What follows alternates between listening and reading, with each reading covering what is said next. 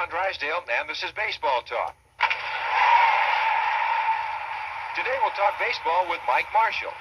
Mike was a high school All-American in the Chicago suburb of Buffalo Grove when he was drafted by the Dodgers in 1978.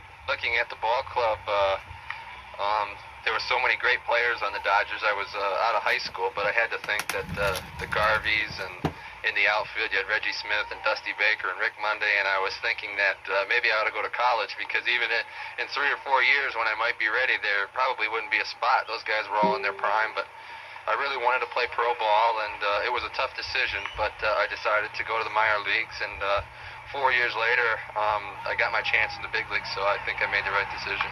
Like other kids in the Chicago area, Mike spent many a summer afternoon on West Addison Street in the friendly confines of Wrigley Field.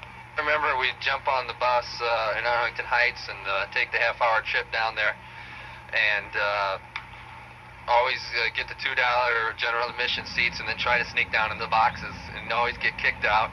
Lots of times we'd go down there in the end of the season when the Cubs were always out of it, and there'd be 2,000 people there, and my friend and I one day got 4 foul balls because there just wasn't anybody in the ballpark. So, and then going there and having to leave 50 or 60 tickets for my relatives and friends and playing in Wrigley Field, it was a dream come true.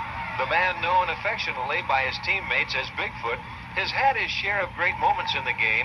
One occurs every spring. As a kid growing up in the Chicago area, collecting the Cubs and the White Sox, and being a card collector and having a lot of idols in pro sports, you just can't believe it when you're on that Topps card, and now there's so many of them. But I still collect them now, and it's always fun each year to find out what kind of card you have.